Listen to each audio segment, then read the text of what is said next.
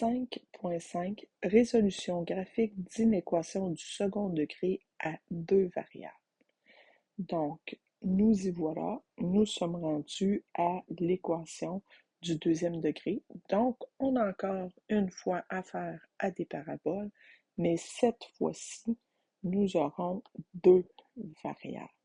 Donc, les deux variables, c'est pas une surprise. Les variables qu'on va avoir à faire, ça va être, dans le fond, le x et le f de x, ou si tu préfères, le y. Puis, quand tu as les deux variables ensemble, ton ensemble solution ou ta région solution, là, un des deux, sera un demi-plan. Fait que ça, c'est ce qu'il faut retenir. Donc, comment qu'on fait pour savoir qu'on a deux variables? Ben, c'est quand on regarde notre équation. Fait que je vais fonctionner comme j'ai fait là, précédemment. Je vais aller je vais aller travailler avec mon exemple, puis je vais revenir sur chacune des étapes, une après l'autre, là, pour être en mesure, dans le fond, de vous montrer comment s'y prendre. Donc, ici, quand je regarde, on me demande de déterminer l'ensemble de solutions de l'inéquation suivante. C'est la même question que lorsque j'ai une seule variable. Mais comment je vais faire pour savoir c'est quoi que je dois faire? Mais il faut que j'aille la voir, l'inéquation. Fait que si mon inéquation, c'est f de x est plus petit ou égal à 2x moins 10 puis x plus 15. Donc, je m'aperçois que j'ai des x, puis j'ai aussi un y.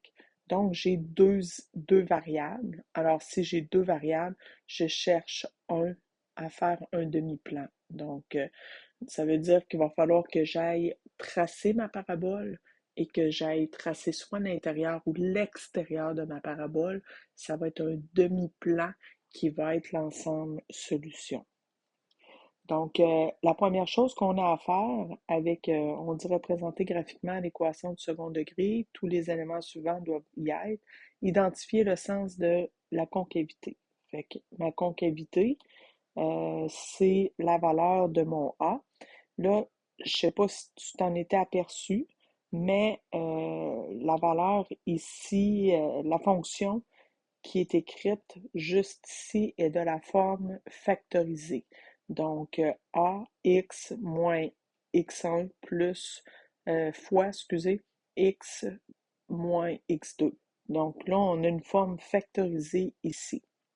Donc, ma forme factorisée, je suis capable d'aller voir la valeur de mon A et mon A, je m'aperçois qu'il est plus grand que 0. Donc, ma parabole va être tournée vers le haut. Donc, positif, elle sourit. Deuxième étape, je dois trouver les zéros de la fonction. J'ai marqué s'il y a lieu. Pourquoi j'ai marqué ça? Ben, parce qu'il y a des fois des paraboles, je vais te faire un exemple juste ici à côté, là. Il y a certaines paraboles là, qui vont être tournées comme ça, ici vers le haut, qui toucheront même pas à l'axe des X, ou tournées vers le bas, qui toucheront pas à l'axe des X. Ici, il n'y a pas de zéro de fonction, parce qu'il ne touche pas, elle ne coupe pas l'axe des X. Donc, il est possible que tu aies un problème dans lequel il n'y aura pas de zéro de fonction.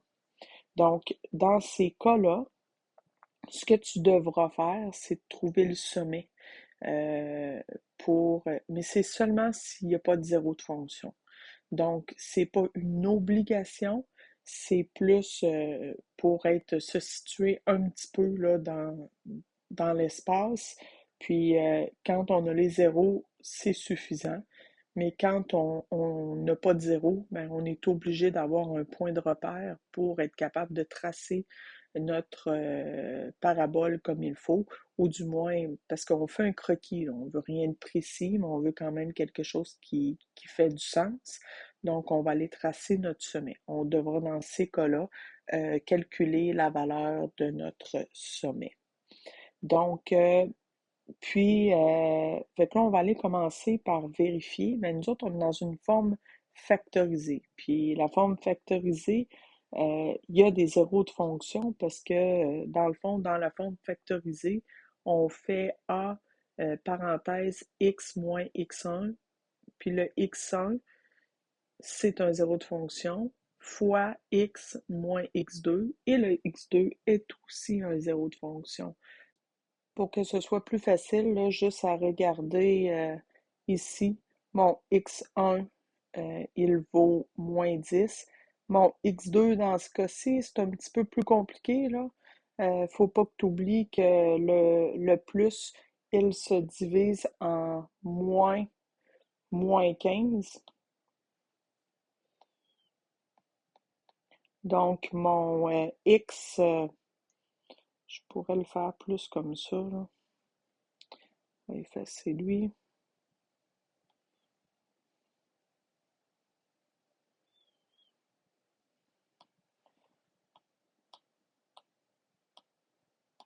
Avec mon x2, ça se trouve à être moins 15.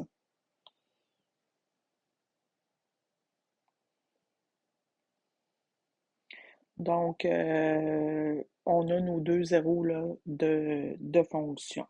Euh, tu sais, encore une fois, comme j'ai dit dans une vidéo précédente, si c'est difficile pour toi, tu peux toujours prendre la solution suivante. C'est prendre ta parenthèse euh, dans ta forme factorisée, la mettre égale à zéro et isoler la valeur de ton x. Donc, en faisant ça, ce que ça te permet de faire, c'est de trouver la valeur de ton x1 puis la valeur aussi de ton x2. Donc, en faisant moins 15 de chaque côté, je viens de retrouver dans le fond les deux zéros de ma fonction. Fait que mon étape, trouver les zéros est faite. Je n'ai pas besoin de trouver mon sommet. Je m'en viens observer si j'ai un signe plus petit ou égal, plus grand ou égal, ou plus petit ou plus grand, plus grand. Et dans les deux cas, si j'ai plus grand ou plus petit ou égal, la ligne va être pleine, la courbe va être pleine, tandis que si c'est dans l'autre cas, la courbe, elle, sera pointillée. Pour nous autres, ce que nous avons, c'est un plus petit ou égal, donc notre ligne doit être pleine. Donc, ligne, en tout cas, je devrais plus dire courbe pleine. Donc, la courbe va être pleine. Donc, je pourrais aller faire le début. On me dit par la suite, pour trouver l'ensemble solution, il faut remplacer x et y par un point à l'intérieur ou à l'extérieur de la parabole et valider si le point fait partie de la région solution. C'est un peu ce qu'on a fait avec les équations de degré 1, mais avant de faire la vérification de notre région solution, de savoir où j'assure, je vais t'avouer que moi, je préfère faire déjà mon croquis, en tout cas du moins une partie. Je m'en viens placer ma droite numérique. On a dit tantôt que notre A était tourné vers le haut. Fait que je vais me faire une parabole qui est tournée vers le haut. L'endroit où ça coupe sur l'axe, donc c'est mon axe des X, ça se trouve à être mes zéros de fonction. Donc j'ai 10 puis j'ai moins 15. Fait que je les place en ordre croissant. Donc je vais mettre mon moins 15 ici à gauche, je vais mettre mon 10 à droite. J'ai fait ma courbe pleine, c'est vrai, je me suis pas posé la question, mais je suis correcte parce que mon symbole c'était plus petit ou égal, fait qu'effectivement, c'est plein. Euh, Puis là, j'ai pas besoin de faire de rond là, vis-à-vis mes zéros de fonction parce que ce que je cherche, c'est pas un intervalle, mais je cherche dans le fond si c'est à l'intérieur ou à l'extérieur, si je dois assurer ici à l'intérieur ou si je dois assurer ici tout à l'extérieur. Fait que là, c'est là que je suis un peu bloquée. Fait que je peux pas vraiment continuer mon croquis. Il faut que je revienne ici à ma région solution. Fait qu'il faut que je fasse ce qu'on me dit dans mon dernier picot, là, pour trouver l'ensemble solution, il faut remplacer X et Y par un point à l'intérieur ou à l'extérieur. Donc, encore une fois, bien important, là, j'espère que tu l'entends, tu le saisis, par un point à l'intérieur ou à l'extérieur de la parabole. Donc, ton point ne peut pas être sur la courbe parce que c'est comme une droite. Si tu mets sur la courbe, la seule chose que tu vas vérifier, c'est que c'est égal. Donc, tu ne pourras pas savoir si c'est en dedans ou à l'extérieur. OK? Donc, on s'en vient prendre notre inéquation f de x plus petit ou égal à 2x moins 10, x plus 15.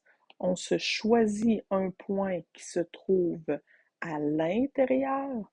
Fait que là, si je m'en viens voir mon croquis, je suis capable de m'imaginer que l'axe des Y est à quelque part ici, comme ça ici. Puis, je suis certaine que les points, tu pourras aller choisir.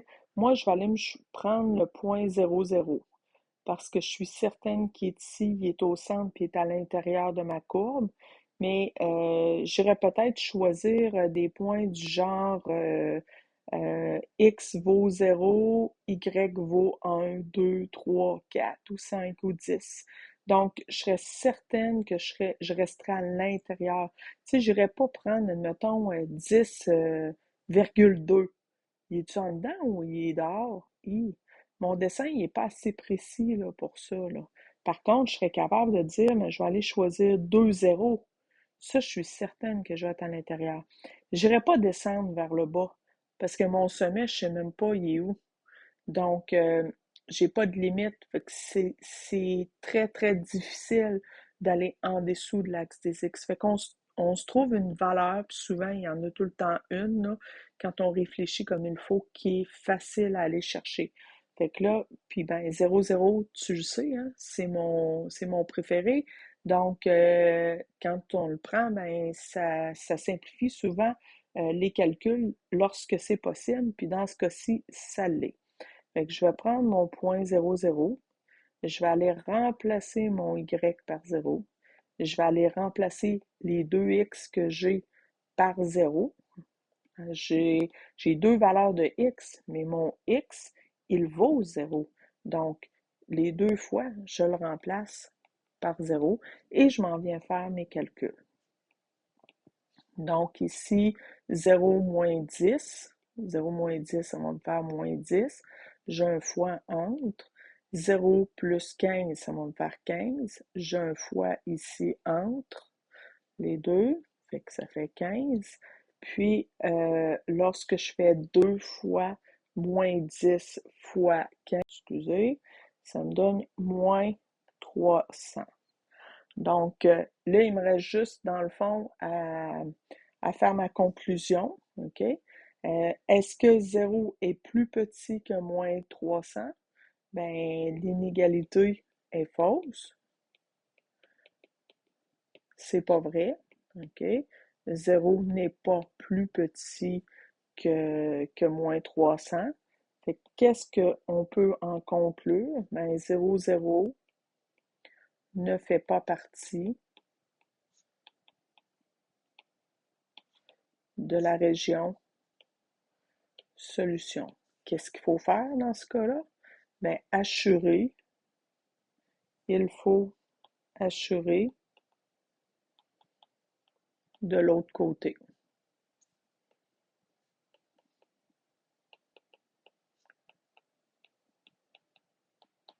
OK, de l'autre côté, dans l'autre région. Fait que là, nous, on avait choisi le point 0,0. Ce point-là ne fait pas partie de la région solution. Donc, il faut aller assurer de l'autre côté. Et voici mon ensemble solution. C'est tout ce qui est autour, donc tous les points qui sont autour, ainsi que ceux qui sont sur la droite, étant donné que la droite, elle est pleine.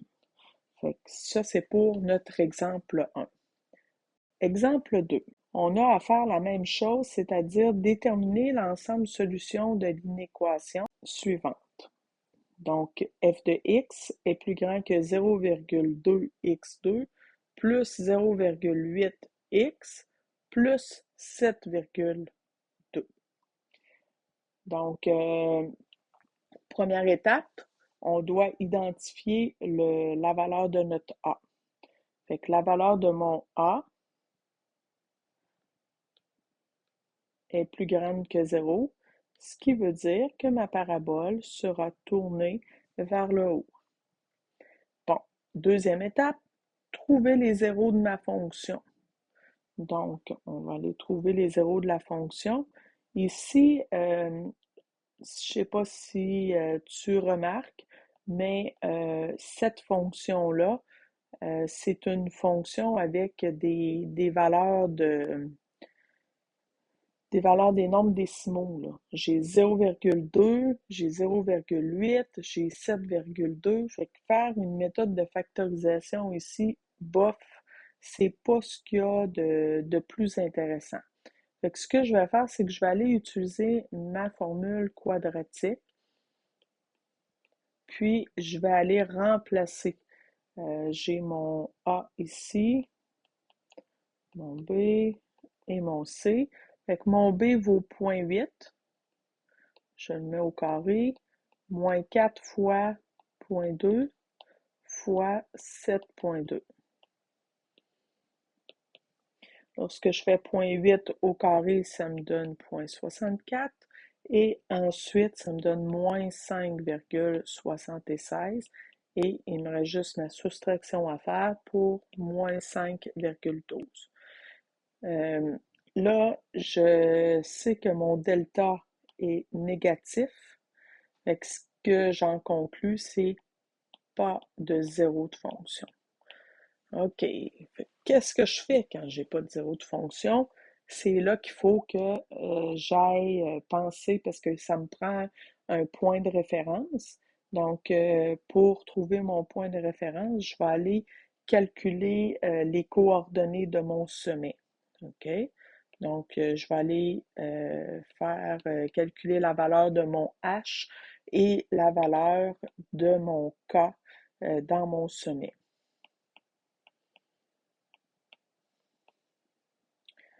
Bon, la valeur de mon H, elle, ça se trouve à être moins B sur 2A. Mon B, il vaut 0,8, donc moins 0,8, divisé par 2 fois 0,2. Donc, la valeur de mon H, moins 0,8. Je t'encourage tout le temps hein, à faire tes calculs. Fait que vérifier si tu es correct puis si ça fonctionne avec ta calculatrice. Faut que tu saches comment elle fonctionne.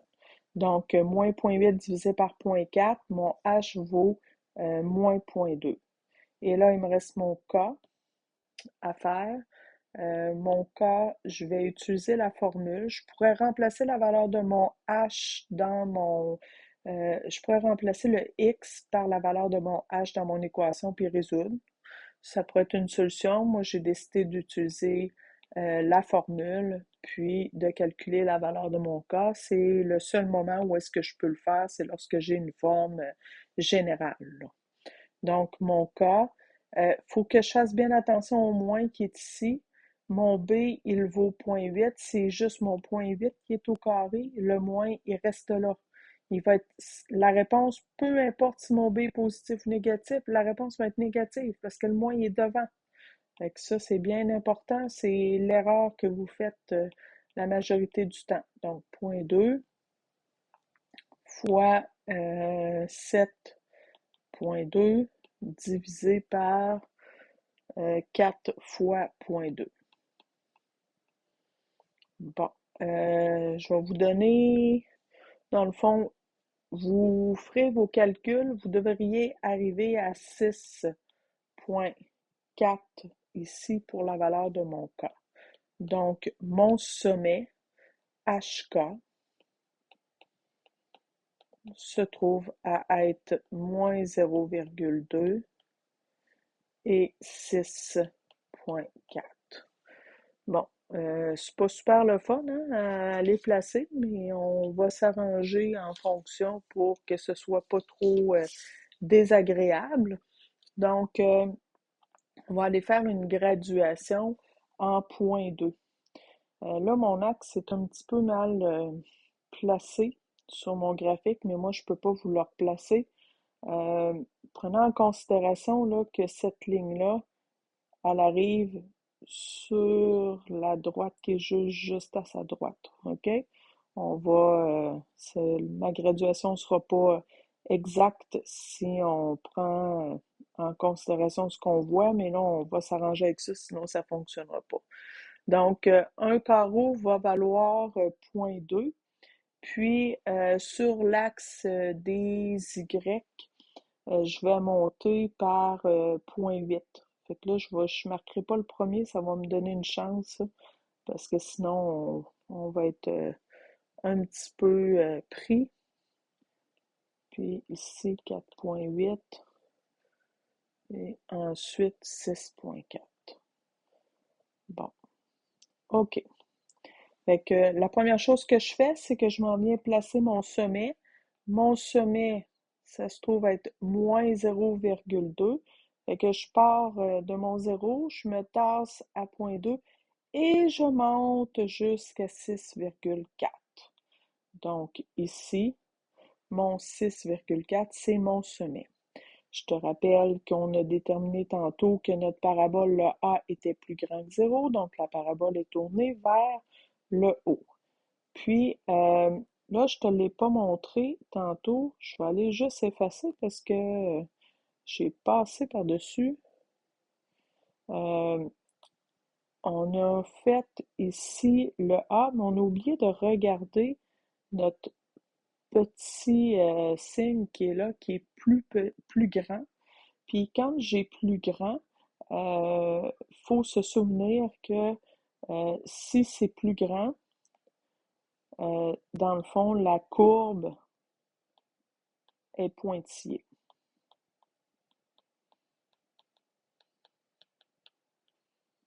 Donc, à partir d'ici, je m'en viens comme ça, puis je me fais une courbe à peu près qui est pointillée, puis qui sort, mais vraiment de mon plan cartésien, parce que c'est comme ça. OK? C'est pas super. Il aurait peut-être fallu faire une graduation un peu plus condensée pour qu'elle soit plus dans le plan cartésien. Je pense que ça aurait été mieux. Donc, là, on va continuer comme ça. Là. Pour moi, c'est un détail là, parce que ce qui est important, c'est de savoir comment s'y prendre.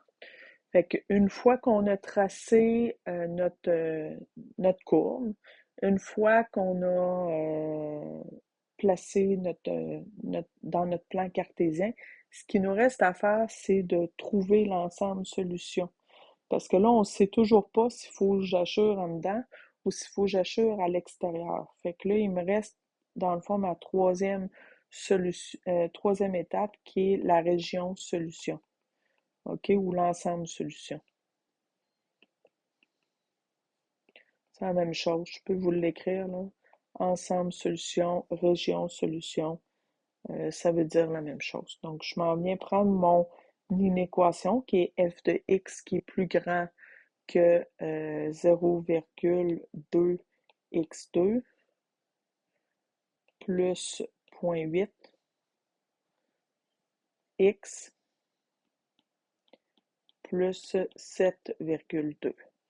Je prends un point qui se trouve être à l'intérieur ou à l'extérieur.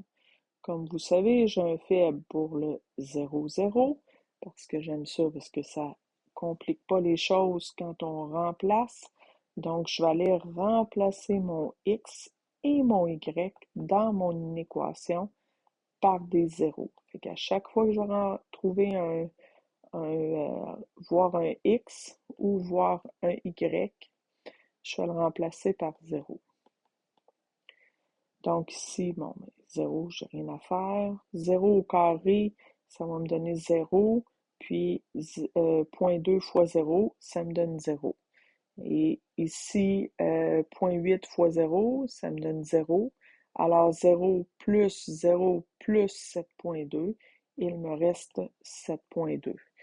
Fait que tout ce qu'il me reste à faire, c'est ma conclusion. Donc, l'inégalité, est-ce que 0 est plus grand que 7,2? L'inégalité est fausse parce que 0 n'est pas plus grand, il est plus petit.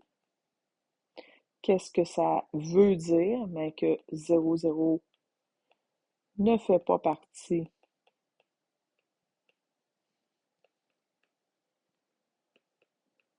de la région solution. Puis qu'est-ce qu'il faut qu'on fasse? Il faut assurer de l'autre côté.